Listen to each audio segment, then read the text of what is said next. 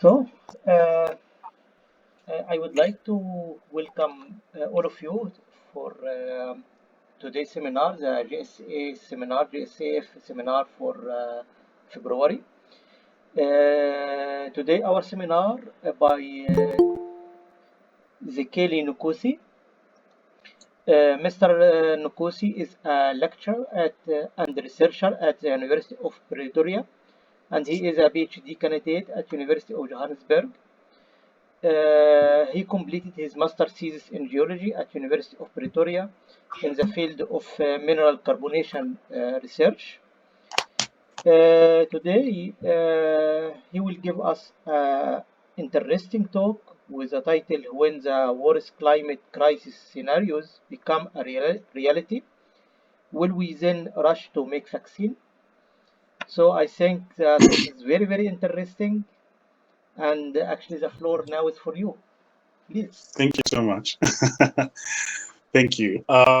Yes, so I've already been asked as to what is the relationship between everything that I'm going to talk about today, all the way from climate change to vaccines. So I hope by the end of this, I would call it a lecture performance as opposed to an entire lecture, you will have a good perspective as to what exactly is the relationship.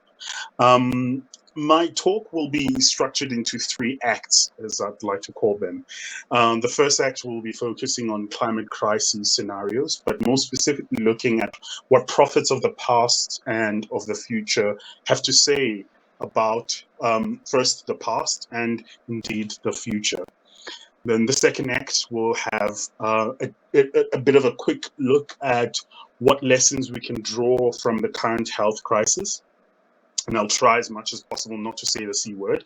And every time I say the C word, I will take a note down, and that's the number of shots I'll be taking at the end of the day.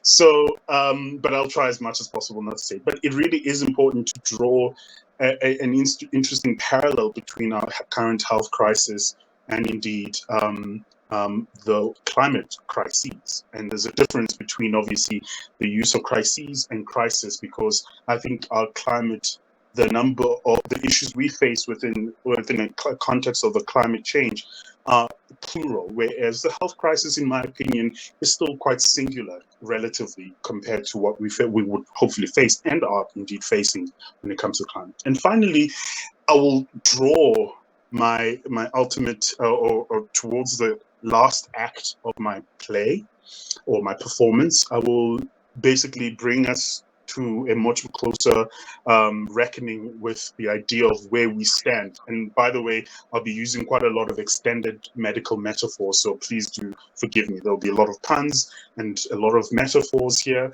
But again, the idea is to draw a parallel with the crisis we're currently facing, and indeed the greater crisis, which, by the way, the health crisis is directly linked to the climate crisis.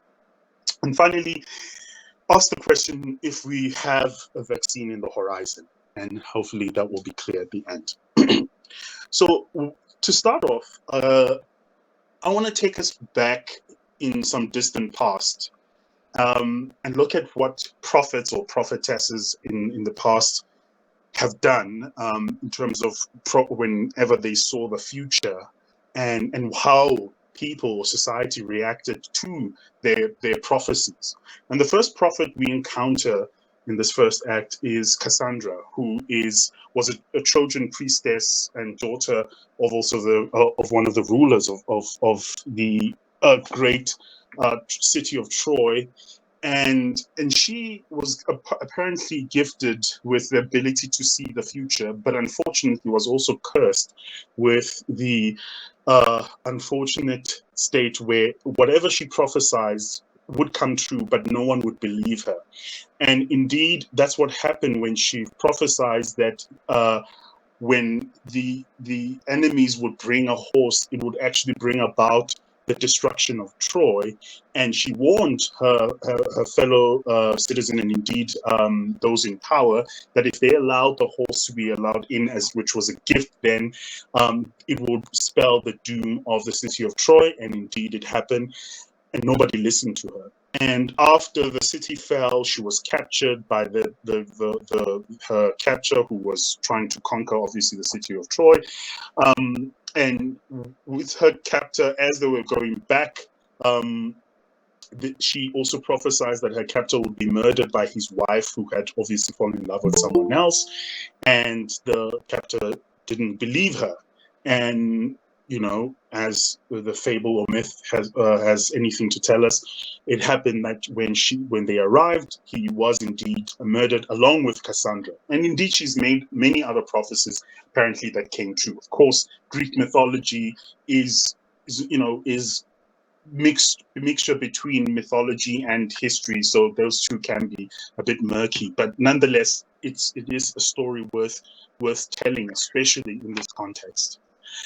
Secondly, is the second prophet or prophetess we actually encounter, which is closer to home, and this is Nongqawuse, who was a prophet in South Africa, well, back in the 1800s, who prophesied that if the Xhosa people, then in a specific enclave of the country, were to slaughter their cows or mostly slaughter the cows and really pull down everything that had been touched with so-called tainted hands, the ancestors would firstly bestow upon the Xhosa people new riches, new cows, because at that time, indeed, they were experiencing quite a lot of sicknesses of the cows, and obviously they were plagued by the colonial invasion of British settlers.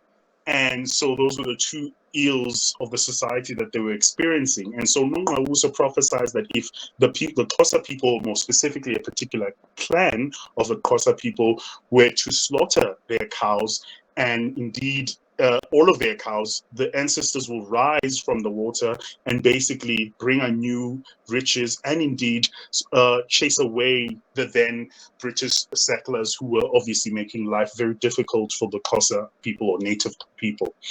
And so she managed to convince her uncle, who happened to be a close confidant of the paramount chief Sahili, who then convinced his people to basically slaughter their cows. And it is estimated that Ngalekas slaughtered between 300 to about 400,000 head of cattle in response to this particular prophecy. And they also managed to convince other associated clans to slaughter their cows. And unfortunately, the day in which she prophesies that the ancestors would rise up and obviously chase away the British settlers came, and nothing happened. And obviously people were devastated, and indeed it really did wreak havoc to the society at that time, because the population of the Xhosa people really did suffer a massive famine as a result, because cows were not only just used for wealth hoarding, but they were also used for farming and many other associated agricultural practices. And the population was decimated, and I think only about 27,000 people were left after the famine. And she was subsequently arrested and jailed in Robben Island because obviously of the supposed prophecy that never came. And so these are the true prophets that we encounter, or prophetesses that we encounter in the past, and they've obviously both foretold of a prophecy that came to be, at least with, from a myth perspective, and a prophecy that didn't come. And I will draw all of this to an end later on to draw a parallel with our current context as to what will happen, or at least when it comes to looking at the prophets in our context, which are the prophets or the scientists who are professing that climate change will bring about certain calamities. The question is, how will we react? And indeed, will we heed the prophecies that they've given to us? To my second scene of Act 1, prophets of the future. So, prophets of the future, I think the biggest collection of prophets, as I would like to call them, is the Intergovernmental Panel on Climate Change, And this is a panel of scientists and advisors and researchers who come together, and I mean, for many years and since its establishment, to try and consolidate the research around climate change. And in doing so, one of the key outputs that they've produced is the so-called integrated assessment models, which allow us to predict how the current production of CO2 in the atmosphere will have an impact on the change or push, or so-called push the climate or the relative temperatures up or down. Or generally, it is a net positive or a net what we call positive or increase in temperature. And the output of the model are so-called representative concentration pathways, which estimate how if we follow certain pathways, how will the Earth obviously react, and how will the atmosphere react as a result of this? And these models, and of course the produced pathways, have actually allowed the Paris Agreement member states to come together to try and really come about with policies to try and avert, obviously, the worst case scenario, which has been modeled by these specific RCPs. So an example of which is this one, where we have the different pathways that have been modeled. The most ideal pathway would, let me just activate my pointer. The most ideal pathway would be one where at some point we as a collective drive down our CO2 emissions down to zero, in which point this was then estimated between 2060 and 2080 at some point there, that if we do that, we will be able to obviously get to a point where the Earth's climate is maintained, or the increase in the temperature will be low, or will be maintained at not more than 1.5 degrees Celsius relative to pre-industrial temperatures. And of course, if we fail to do that, the next target would be to try at least to push down our net emissions to zero by the year 2100, in which case the effect, or at least then it was calculated that the net effect would be that the climate would not increase more than 20 degrees, 2 degrees Celsius, with give or take an error. But of course, if we continued with somewhat business as usual, the worst case scenario would be that the Earth, and that is we continue to increase our CO2 production, we would result with or we will have a scenario where the Earth has an increase in temperatures ranging between 4.1 to 4.8 degrees Celsius. So these are obviously the extreme ends of these predictions or models that have been produced so far. And it would appear that in between, it is the current policies that existed and the pledges that we have would suggest that if we followed 100%, all the countries followed 100% the pledges that they made during the Paris Agreement, we would only be able to maintain the temperatures from not rising beyond 3.2 degrees Celsius. And indeed, while it might seem very trivial to consider that 4.8 degrees Celsius is, well, doesn't seem that hot, because on a given day, the temperature can climb from, let's say, 25 degrees, 26 degrees, all the way to about 35 degrees. So, what's the big deal? The big deal is that this is not a so-called weather change type of climate. This is average temperature increase across the globe, and that is correlated with the amount of energy that is essentially added in the atmosphere. And that type of energy that is added in the atmosphere has the capacity to push the Earth climate into certain extreme ends, which are not currently or haven't been experienced in the modern times. And so one of the things that scientists have been doing as well is actually modeling or determining this so-called net zero point. And it turns out that if we actually analyze, or we try and add more or throw more to this model, the the net zero point actually shifts back a little bit, because in actual fact, these models don't account for the amount of time for the atmosphere to balance out all this energy that is currently being stored due to the greenhouse effect, which is basically almost, as it were, we're having a blanket on the atmosphere. And the assumption then, based on new models of recent research, scientists have pushed back that number to say we need to get to a net zero by 2050, if at all we want to have the climate stabilizing such that it doesn't actually shoot above 2 degrees Celsius. And in fact, as we speak, the possibility of maintaining the Earth's climate below 1.5 degrees Celsius or at 1.5 degrees Celsius has already long gone past, because the amount of CO2 that is currently existing in the atmosphere is enough to push the climate to about 2 degrees Celsius. And so the scientists have basically argued that the greater committed warming, after accounting for everything, means that for the most part, where we are right now, we are already in a space where we are treading on dangerous territory, where the Earth has enough CO2 to push us to a space where we increase the average global temperature by 2 degrees Celsius. Now it's just simply a matter of time where the Earth's atmosphere basically it reaches some sort of equilibrium, and in parts, specifically the southern parts of the globe, become warmer, and that then obviously has a positive feedback, which would actually cause this whole process to cascade even further. So what are these problems that we might face with this increase in temperature? So the prophets of the future, and I've included some of the easy links to follow that one could actually go through easily.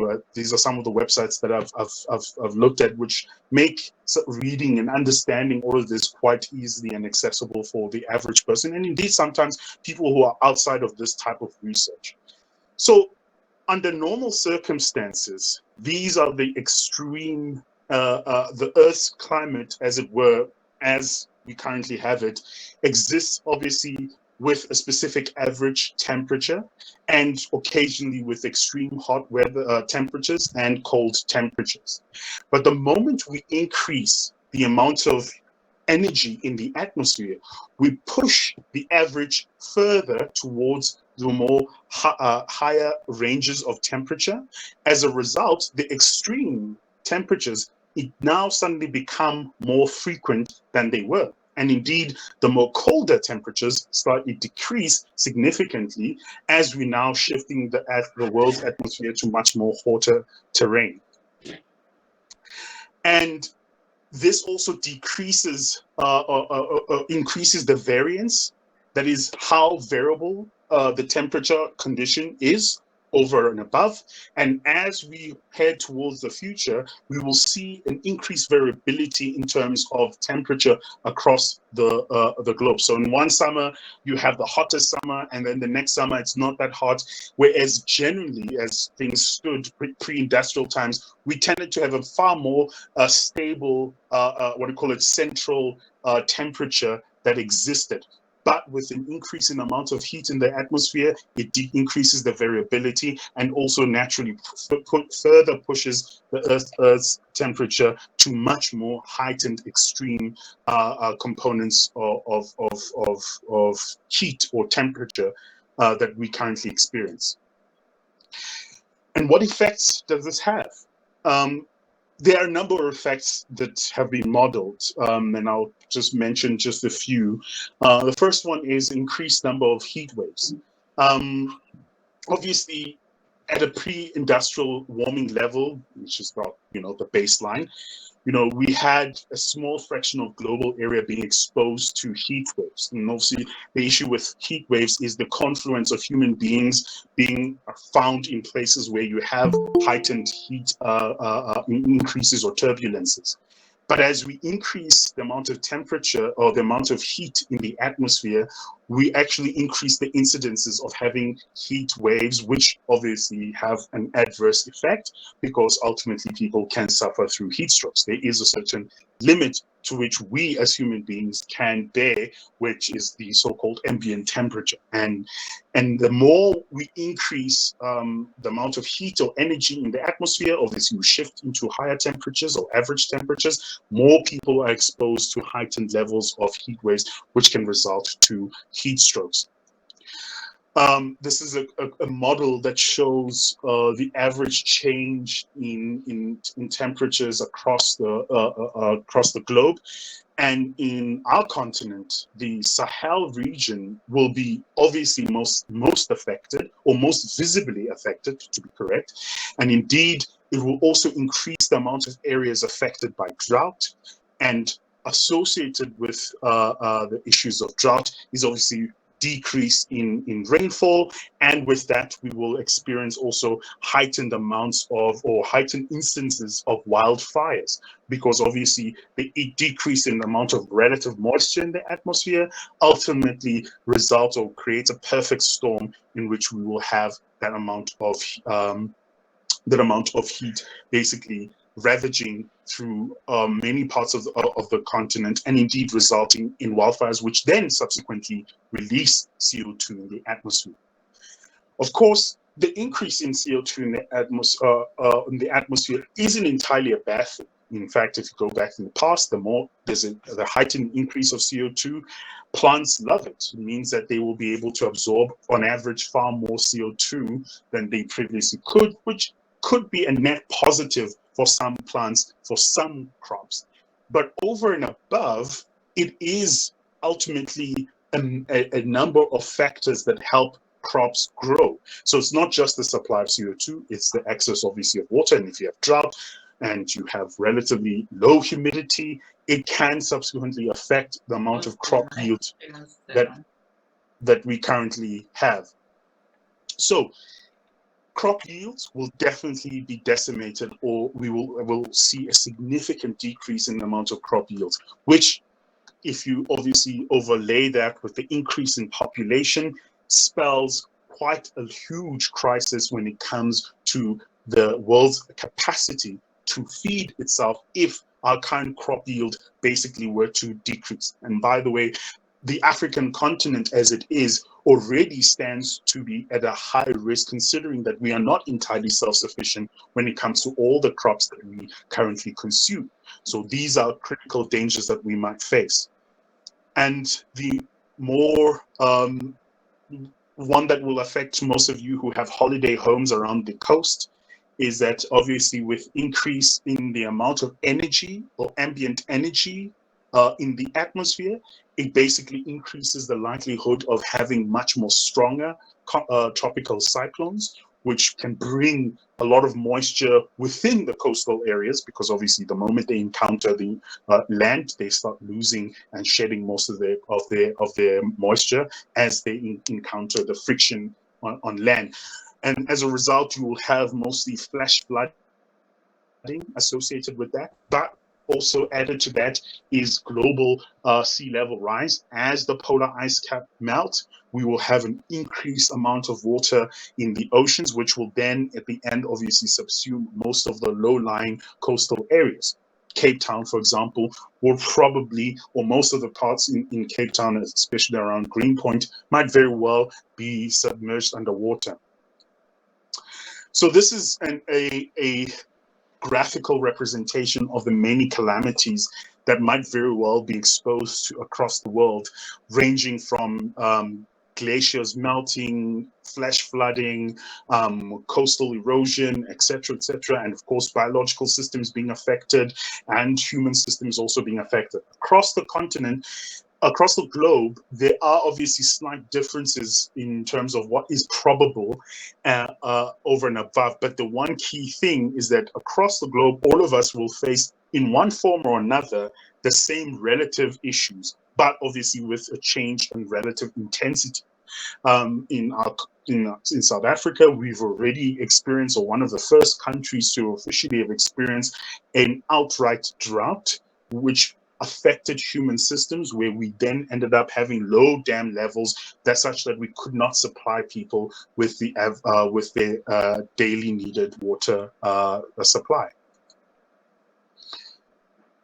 But the prophets of the future don't just lie in us creating fancy models about what the future looks like, but they also lie in looking back in the past, in what actually has happened in terms of the climate system, or so-called paleoclimate system. And if we model, at least with the current knowledge that we have, the past 4 billion years or 4.5 billion years, but mostly 4 billion years of the Earth's existence, we can see that the Earth's average temperature has generally, on average, been going down, but nonetheless has also experienced fluctuations for a number of reasons. Notwithstanding, obviously, that the Earth, as it is, as a dynamic system, it has the capacity to experience so-called turbulences in its climate systems for a number of reasons. A meteorite impact, tectonic forces that might very well decrease or change the amount of real estate in terms of how much land is consolidated into a supercontinent, which has an effect on the climate, or alternatively, the spreading out of continents, which changes this distribution of water and land, or alternatively, biogeochemical processes, where in some cases you have certain plants that produce so much oxygen that they can shift the balance of the Earth's atmosphere's concentration, and as a result change the climate as it is. And alternatively, you can have a sudden release of CO2 because some volcanic activity intercepted a fossil fuel a layer such as coal, which then suddenly, in a very fast pace, releases CO2 instantaneously or almost instantaneously, and results in a significant change in the atmosphere, or in the atmospheric concentration, which then has an effect on the change in the average climate. So the Earth on its own is quite capable of going through dynamic changes in its climate state. But what is interesting is that in the presence of life, or in the abundance of life, this dynamic processes simply went on a much more greater swing of positive and negative, or increase or decrease in terms of temperature. So life as a critical component has actually always had a profound effect on the Earth's ability to regulate the Earth's ability or to regulate the temperature, and as a result, because of the fluctuations or the increase in terms of life on Earth, this has also pushed the Earth's climate up and down. And so we've had instances where, for example, marine life diversify, and suddenly we have plants that colonize the surface, which can then suddenly strip the Earth of its CO2.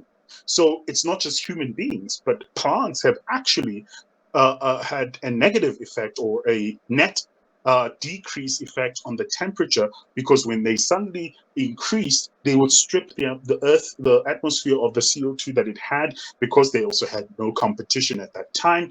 This would then shift the Earth into a much colder type of a colder climate. Volcanoes that have intercepted coal reserves have also done that. Mammals have evolved in much warmer times, and we can see that in the past 500 years, the Earth has been swinging obviously up and down in terms of the average temperature. And generally, if you consider it as a net graph, we would say the Earth has, in the past 500 million years, has been cooling down.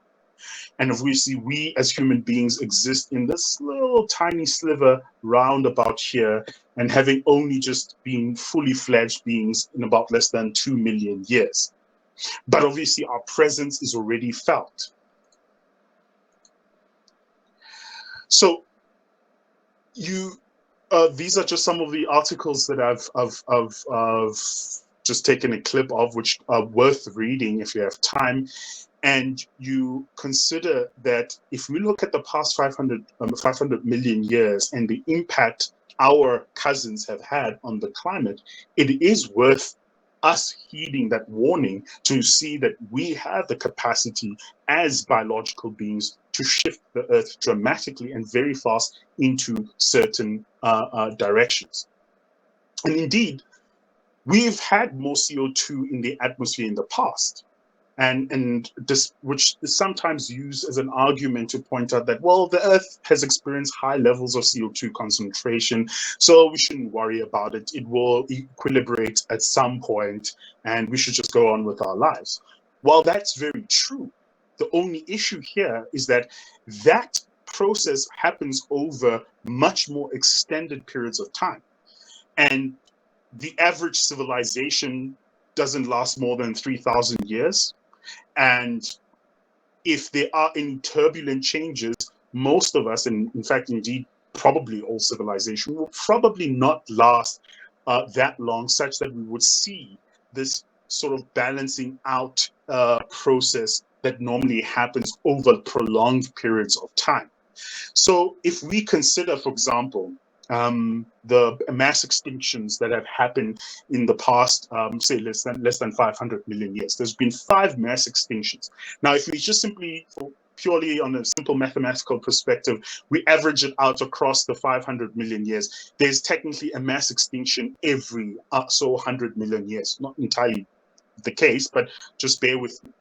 So the last mass extinction happened around about 66 million years. So on average, we are ourselves relatively due for mass extinction, possibly within the next 30 million years.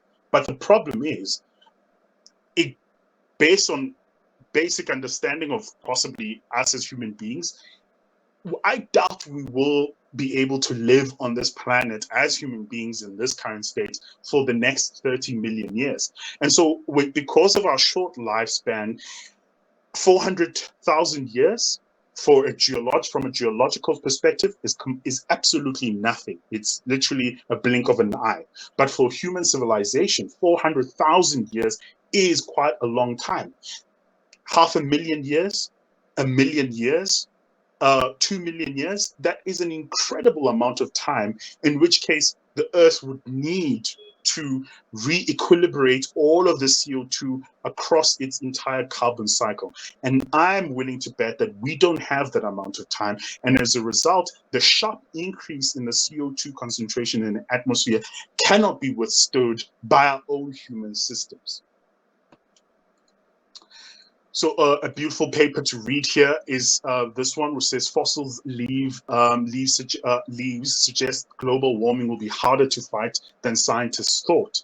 And obviously, this is looking at the stomata of leaves and among other components to try and actually calculate how the Earth has fluctuated in its CO2 concentration, and indeed how the geological system or many other dynamic systems of the Earth have responded as a result. And that evidence basically quite leaves a lot to be desired, and actually leaves a bitter taste in most scientists' mouth. Act 2, the writing that was on the wall. Here, I take a moment and look at the lessons that we can draw from the current health crisis. And really, scientists, much like we have right now, have predicted that we will face a pandemic at some point in the future. And in fact, this Hollywood movie was actually by far one of the most scariest movies to watch at the height of this health crisis, because almost everything that they simulated in this whole movie almost was practically reality at that time. And obviously, this particular contagion was far more dangerous, or relatively dangerous, considering the amount of people that killed. But already, even Hollywood knew that there was a pandemic possibly looming. Bill Gates, who seems to be the biggest prophet these days, was one of the first few people who also prophesized the possibility of a pandemic. This is a TED talk that he did around about in 2015. And he really also drew a very scary picture of the possibility of a pandemic. And indeed, he was referencing the type of pandemic that we are currently facing. And it goes without saying, obviously, scientists have also predicted the possibility of a pandemic based on the other pandemics that had come in our past, and looking at obviously the key triggers there. And as a result, many researchers had also predicted a number of pandemics, not just only viral pandemics, but also bacterial pandemics that we might very well face. And so these are the prophets we never listen to. And it really gives us a lesson that to learn that, well, even if people were to predict the future, we as a human civilization are more or less likely to believe them or listen to them at all. And even while at the midst of a pandemic, there were people who just didn't believe that this actually existed. You know, and you need only to read this beautiful article in The Conversation that really outlines or highlights the misinformation that is currently flowing, and obviously how geographically specific they can be. But ultimately, one of the problems that even if we are facing the crisis head on, there will still be people who just believe that this is not happening, who are in denial of the actual crisis that we are facing. And of course, the context of social media is also one that brings most of the problems to the fore, because social media obviously has created echo chambers where we basically are fed information that we like, not actually fair and balanced information outside of what we would be comfortable to hear. So that has also exacerbated the situation. And finally, which is more scary, is that during this whole health crisis, there are still people who, first of all, had a more greedy outlook to the perspective, or to the greedy outlook towards having generated vaccines.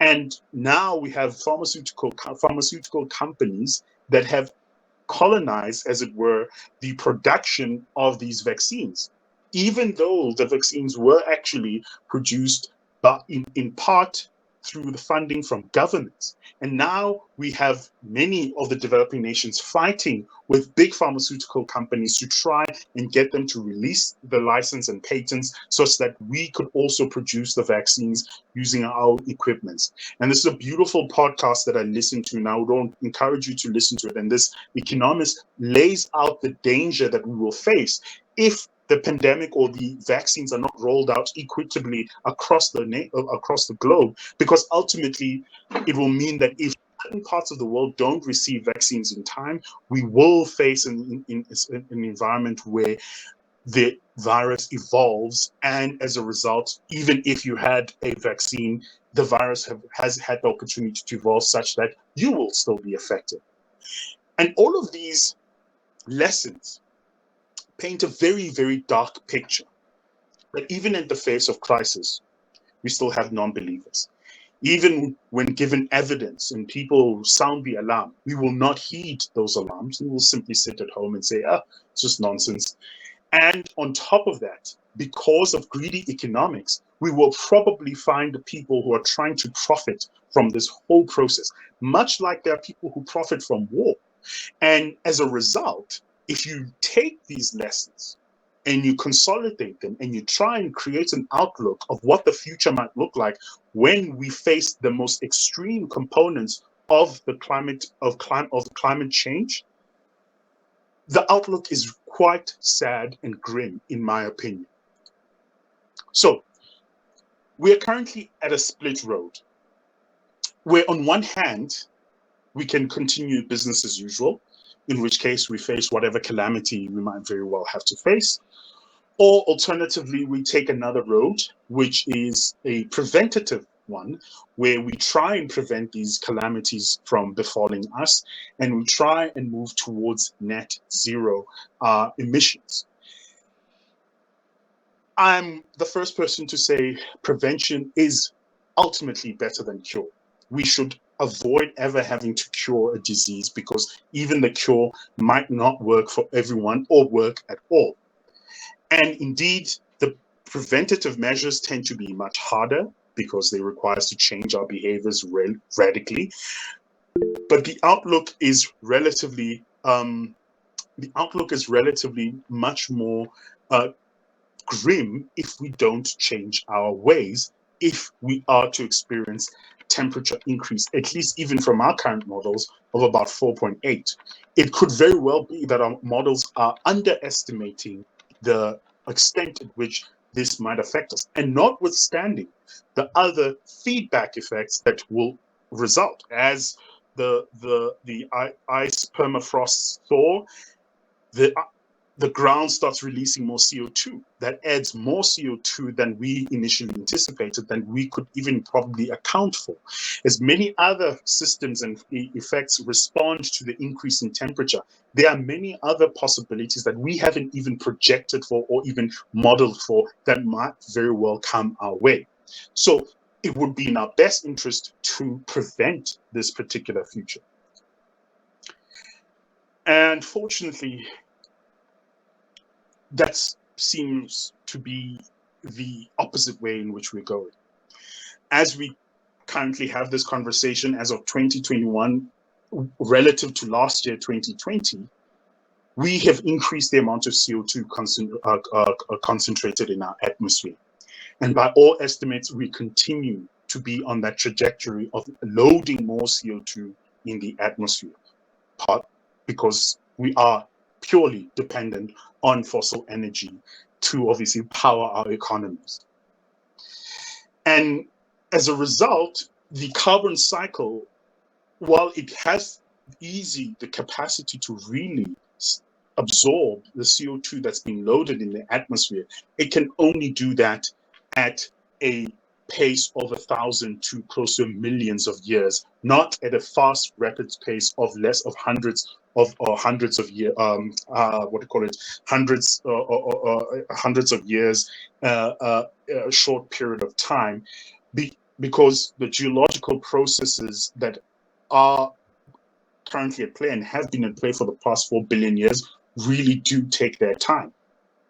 And so if we were to look at nature is actually quite capable of absorbing all the CO2 in the atmosphere. It has done it before. If you look at all the carbonate sediments that you see across the world, that was CO2 that was roaming in the atmosphere and obviously absorbed in water and later on precipitated as carbonates. So the Earth is quite capable of sequestering all this CO2, but it requires long periods of time in order for it to do this.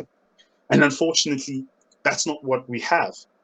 And as we speak, the amount of CO2 we pump into the atmosphere because of burning of fossil fuels is such that it cannot be absorbed entirely by current systems that are even working fast. So, for example, our ocean has the capacity to draw down CO2, but it can't do it fast enough. And as it does so as well, it also increases the pH, or it decreases its pH over time, making oceans far more acidic, which unfortunately is counterintuitive because it then makes it impossible for the alkalinity of the ocean to be maintained. And as a result, most of some of these reefs will disappear as the ocean becomes far more acidic with the amount of CO2 we are loading in the atmosphere that is subsequently being absorbed by the ocean. And so a very bitter pill to swallow is that, notwithstanding everything that we've seen so far, the evidence that we currently are collecting in real time, it appears that we are not heeding the warnings. And most countries who are members of the Paris Agreement are not at all adhering to some of the goals that they themselves put on the table. And contemporary research that now adds the pandemic as part of the model indicate that most developing nations have been completely derailed in any hopes of trying to go back to reducing or going back to their Paris agreements and reducing their CO2 emissions. because of the havoc that this pandemic has wreaked in current economic system, most countries now have to get into recovery mode. And when we enter recovery mode, energy is one of the key ingredients that we need, because we still live technically in an oil age. And until we are completely reliant on renewable energy, fossil fuel is by far the most cheapest and easiest source of energy. And notwithstanding that, considering the number of human systems we would have to change. I mean, it was already a battle to convince a number of my older colleagues in the department to start using systems like Zoom and Meet to try and teach. Now imagine trying to turn the whole world into a world that completely relies on renewable energy. That means we have to change a number of infrastructure, change a number of jobs, and the likelihood of us actually doing this by 2050, it's not there. And to be fair, it's impossible to expect the world to change at such a rapid rate. And more specifically, while facing a crisis that is a slow burn, that doesn't reveal itself like the current health crisis at an instantaneous moment. And as a result, the likelihood for any of us to really see that this is a crisis worth heeding is almost like the story of the frog that is immersed in water and that's slowly being heated up. And obviously the frog simply adjusts its internal temperature so that it can adjust to the warmer water. And sometimes it might very well be too late. The water would be so hot that the frog cannot jump out. And we are no different to that frog. We are adjusting to and acclimatizing ourselves to the change in our environment slowly. And those who have money and economic power do that quite easily. Everyone else, well, if they can't, they die. And as a result of this, most of us will not heed this warning, as it were, in time. And most of us don't have the power, at least, to materially force change all the way from the top-down perspective. So the question is, do we have a vaccine to hopefully, since we don't have no prospects of preventing this, and if any prospects of an actual cure are, well, millions and millions of years ahead of us, in between, we have to look for possibly a vaccine and develop a vaccine that could help us try and prepare ourselves for what is to come. And generally, vaccines and how they work is that you actually introduce the piece of the virus in small doses in the body, such that the body creates an antibody in anticipation of this possible future virus. So to some extent, in order for us to prepare for the future, we have to be exposed to these calamities. And unfortunately, we are already exposed to them. And so we need to now develop methods and mechanisms to slowly cope with the possible future where we do not avert an increase or sharp increase of CO2 in the atmosphere. And one of the such vaccines that have been proposed, obviously, is the idea of mimicking what nature does, which is to step up our CO2 capture and storage methods or processes, and that will then result in us increasing the amount of CO2 that we draw down, and mostly through geological systems such as enhanced oil recovery, and indeed, finally, saline aquifers. And it's estimated that this will have the capacity to draw down, at its height, about 92 gigatons of CO2. Other researchers suggest that we use what is known as bioenergy with carbon capture and storage. That is, we use plants to draw, which is a much faster way of doing it, to draw down CO2 and produce biofuel, and then we can use that biofuel to fuel our energy. Of course, many people complain about that because ultimately you're releasing the CO2 back. So a lot of scientists have been looking at alternative ways of trying to mix the different possibilities that we might have. And one of the most interesting reports that I've recently read is the idea of biomass carbon removal and storage, which is the idea of basically having plants remove the CO2 at a rapid rate and then produce biofuel or produce some sort of concentrated carbon concentration which could be a biofuel, and then try and basically store it away. And in fact, this is actually us reversing what we did, considering how most of the fossil fuels resulted. This is basically mimicking what nature did, but obviously reversing and, as it were, putting back the coal underground. This basically the process that a lot of scientists are suggesting. And in that way, we remove that CO2 at a much more faster rate than we otherwise could have. So these are one of the proposed vaccines. A vaccine that I and some of my colleagues are working on is mineral carbonation by using tailings. And we believe that if we could develop a technology that could help also fast track the process of drawing down CO2 using the existing waste material derived from mining, we believe that it is also possible to help add to the carbon capture process, which can draw down CO2 that is in the atmosphere, which is the big problem that we're currently facing. And this has the capacity of ultimately storing CO2 for far longer periods than other processes, considering that the other processes will require us to store CO2 or store that concentrated CO2 in a form that cannot be disturbed. And we believe that mineral carbonation is by far one of those processes that can actually guarantee a long-term storage of CO2 compared to the others. While the others tend to be more faster, mineral carbonation tends to guarantee a process that will be probably far much more robust on the long-term basis. And finally, we have to adapt.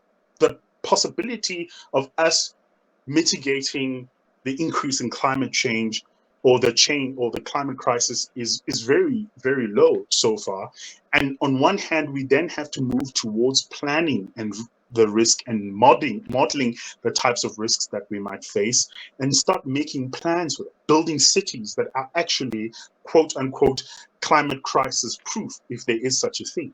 Building in places that might be less affected, finding new ways of generating food, and of course, organizing our civilization in a different way, changing our economic system. So that's another possibility that has been proposed by the IPCC. And as a result, they have different working groups that are focused on the different strategies that currently exist. In conclusion, the world is currently caught between these two extremes. Either we heed the warning and we really try and change our ways, or we simply ignore it. And it seems we're moving to that direction. But unfortunately, it's not just listening to what the warnings are, but it's actually in the doing that's where the problems or the proof is. And in order for us to get to a point where we have net zero emissions, we have to drastically and rapidly change how we do things. And that perhaps is the problematic doing. And finally,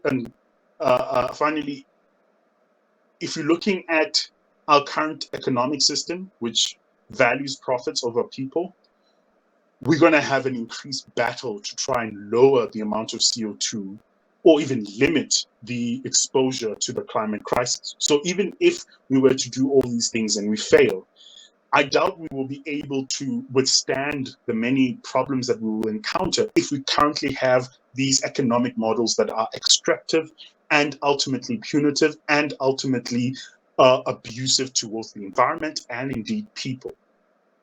So going back to the story of Nungawuse and Cassandra, where I stand, and from my pessimistic perspective, it almost feels like we can't avoid this particular future. And much like dinosaurs who couldn't have known that they were about to go extinct, I think we as human beings might very well might not be able to avoid the future that we are currently on. Because the path that we're on, even if we have, as we have prophets who tell us the truth, and even the ones that lie to us, it seems we are dead set to basically living that particular prophecy, and that's fulfilling said prophecy. Thank you for lending me your ear and time, and that's it. I'm open to questions now. Sorry for a very, very long presentation. Thank you very, very much for this interesting talk. It's very, very interesting actually. And before we start the discussion and the questions, I have to say you succeeded to combine different things together, like the environmental impact, the economic impact, how we can solve these problems. I have a couple of questions, but I would like to leave the floor for others to ask and to discuss. Thank you. Any questions from the audience? Man, Yes. hi Zach. Hi, Vladi. Hi, Valadi. Yeah, Zach, this is a 4P talk: pessimistic, prophecy, fantasy, and philosophy. I find it actually very, what should I say? Disappointing is not the right word. Almost frightening. See young people like yourself being so pessimistic. But it is understandable. And I agree with you that the knowledge of the future perspectives is not a defense necessarily for avoiding that poor future. We are really running into a catastrophe. Yes.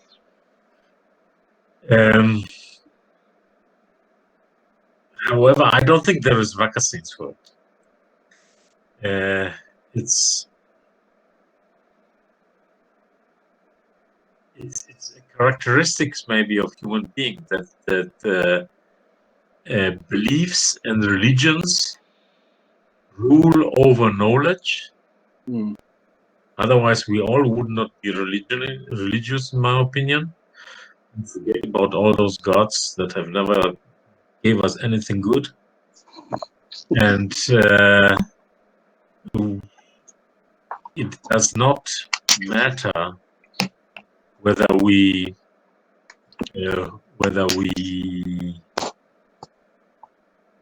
follow prophets. I think everyone should be his own prophet and just try to do the best he or she can, and try to find solutions. Improve your own situation. So if our whole situation is improved by ourselves, then the situation of the world is a better one. I would not know any other solution. But thanks. It was very interesting to listen. So maybe I can ask a question from the comment.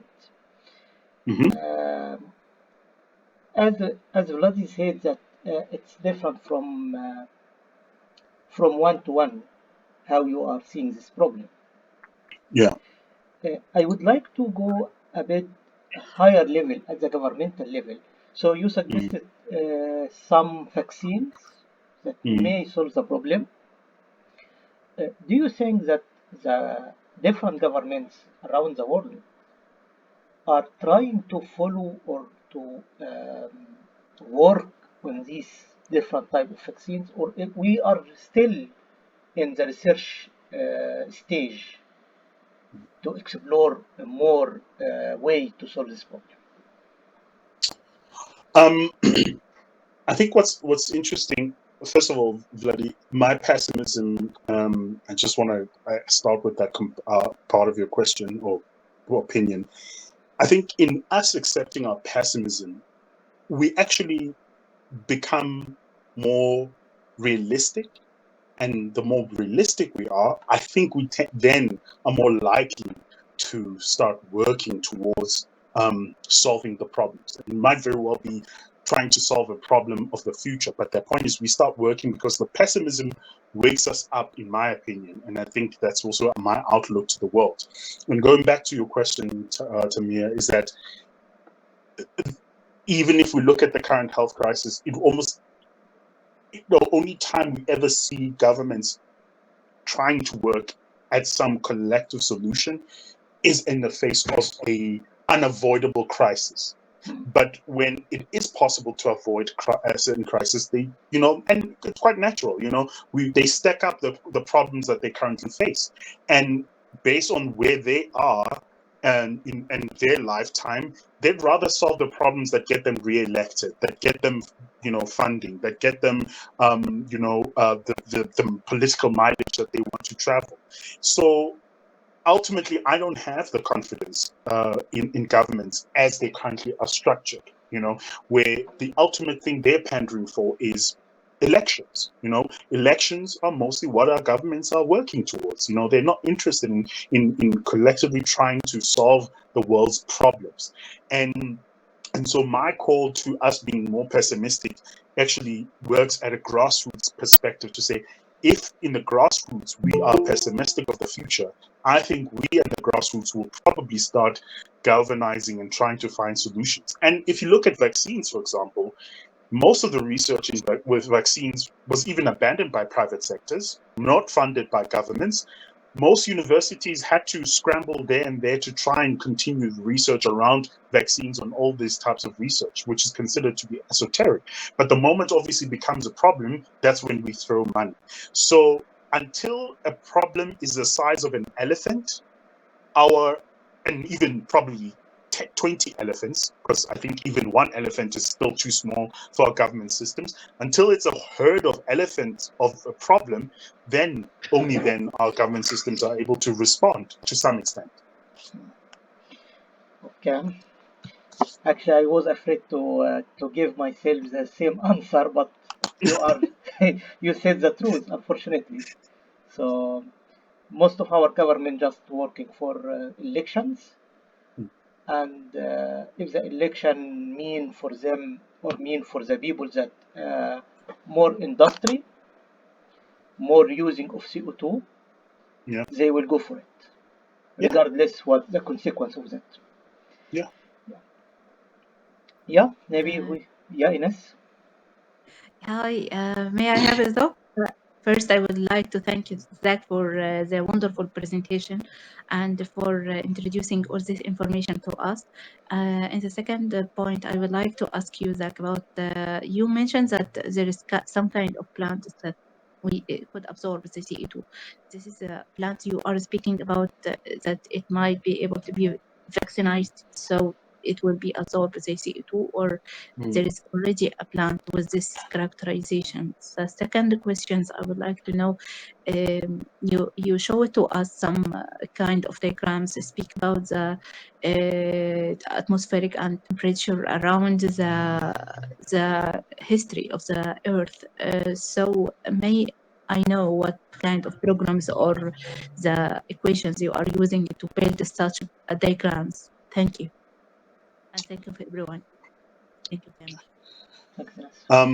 So insofar as the plants, it really falls outside of my expertise when it comes to biology. But the thing is, generally within the biofuel field, researchers generally use the so-called plants that are able to grow at a fast rate, and then they're able to convert them through various processes as biofuel. And in fact, this research is around biofuel, which has been existent for a while. I think over 30 years, the idea of biofuel has been something that people have been exploring to say, well, let's use plants and algae to try and draw down CO2 and obviously almost reverse the process, what that results in us having fossil fuel in the beginning, because all of our fossil fuel results from plants that have decayed, but not entirely, and that have been fossilized over time. And indeed, obviously, the oil is through obviously all sorts of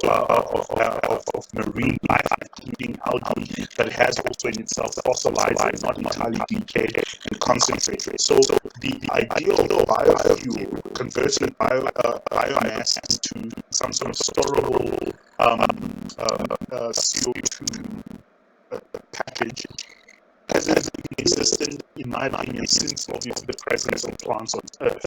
It's just that we are now reverse engineering the process. And that could be any types of plants for that matter that could easily be processed and result in some sort of storable, what do you call it, fuel that is either stored on Earth or even possibly, and I've read a very, very ambitious paper that suggests that we could produce biofuel here, and especially considering that we want to explore Mars as another few places where we could colonize, as we love colonizing places, we could take the fuel from biofuel there and basically take it with to other parts of the planet, such as Mars, and we can use that to also terraform the atmosphere in Mars. You know, these are some of the ideas that are planted out there, because then all the Earth has an overflow, not oversupply. The Earth will always have an abundance of CO2, whether we like it or not. So if we were to take 100 gigatons or 200 gigatons of CO2, concentrate it into some biofuel, and if we're able for some other way, you know, ship it to Mars for either storage or for use there, that would significantly draw down CO2 on Earth. But of course, you know, I'm not sure if that's the technology that will exist in the next 100 years. And now, going back to the question of how I model all of these things, first of all, I'm not a meteorologist or a paleoclimatologist. I've studied these things because I have to teach them, and so I have to obviously learn how these graphs are outlined and trying to understand the science and statistics behind them. But I'm not doing any modeling of that nature. My interest, I'm a geochemist, and my focus is in geochemistry, and so I'm interested in the antagonizing of minerals and trying to simulate what nature has been doing for billions of years, which is fast track the weather and the process. But it has also forced me, as I dive into the discourse of carbon capture and storage, I have to look at many other things, and I've had to obviously interrogate and understand their science and meteorology, paleoclimatology, and even paleontology to a great extent, because how else also do you understand the true problem that you're solving if you don't have a bigger picture of it? Thank you, that is wonderful. May I have your contact before you leave the meeting? No. I can also say that to you. Cool. Thank you. I will leave it on the chat, on the message. Thank you. Well, so other questions from our audience?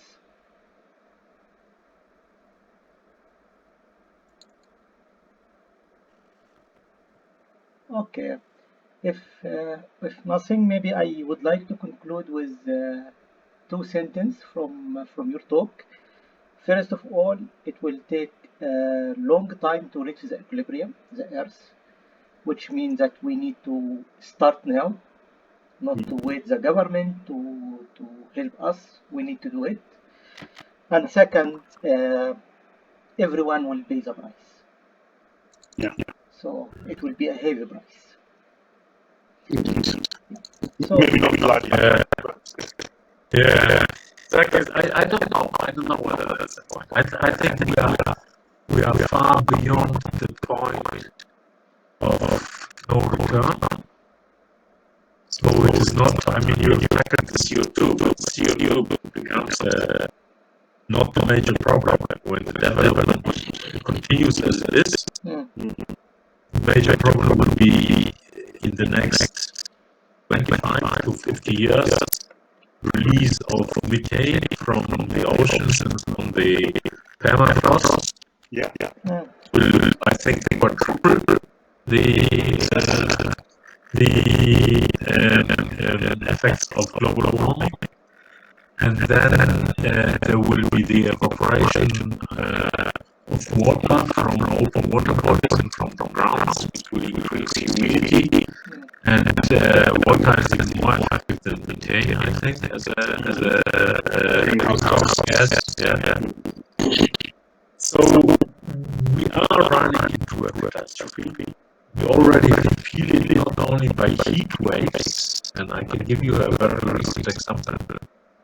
Weeks ago on a Sunday, I was in snow, and last Sunday I was at almost 20 centigrade plus. And I'm in Hanover now, and there is a city, Göttingen, an old university from with a 500 years old university that hit the record of temperature rise of 42 degrees within 1 week from -22 or something +20 within 7 minutes. Yeah. But those are not the problems. We still keep up with those. I think what we can keep with is the sea level rise, which will increase because of ice melting. Is the desertification of large areas we use for agriculture today. And it's demand of permafrost areas that basically will destroy all the technology which we have stored in this area, things sinking into the ground. And it releases a lot of methane and other greenhouse gases. Also to mention things. But I don't see how we can stop it. We can maybe slow it down a little bit, but there's no way of stopping it. But that's the point that a lot of researchers, I mean, the idea of carbon capture has remained quite a novel one, but it's shifting slowly. And I've been researching this, bloody since my onwards. And the papers that I've used to read were always just mentioning it as a by the way process. But as the worst case scenario happens, it's not just enough for us to say, oh, we're going to go to net zero. We now need to go to negative CO2 emissions. So we now have to draw down the CO2 as much as possible, because the shelf life, as it were, of CO2 in the atmosphere is longer. And as it sits there, indeed, it creates a cascading effect, the so-called domino effect. And the domino effect is one domino falls, many others fall. And this is why in the current models are being revised, because suddenly we see that, we actually underestimated how the Earth will feedback all of this as the sea becomes warmer. Suddenly all sorts of plants are dying, and others are also then releasing methane from the underground, which is really stored under high pressure, high temperature, very cold environments. But the moment it starts warming up, all of that methane that's sitting right in the ground will start seeping out, as you correctly said. And it's the positive feedback loop that will happen, and that will just basically push us. And then even I said that even the current models are probably underestimating the problem. We are probably going to face more than 4.8 degrees Celsius increase. It very well could be 9-10 degrees Celsius increase, and that is something our systems are not prepared for. And many of the parts where we can plant food and stuff will probably no longer sustainable, especially on continent. Yes. So yeah. I completely agree. Well, great. So, thank you very much for this talk again. Thank you, Vlati, for your contribution by the questions and the discussion, and thanks for all of you for coming today. And I hope to see you in the last Friday of March. I think it will be 26 again, 26th of March. So I would like to conclude the presentation. By the way, I forgot to transfer a message by Yusuf. He just apologized that he will not attend today because he had a small operation or small accident. So I forgot to transfer this message at the beginning of the seminar, so I transferred it now. Let's hope you feel okay. I hope so. Good. Thank you so much. So, thank you, and see you in a month. Cool. Thank you. Bye. Zach, we don't data. Yeah.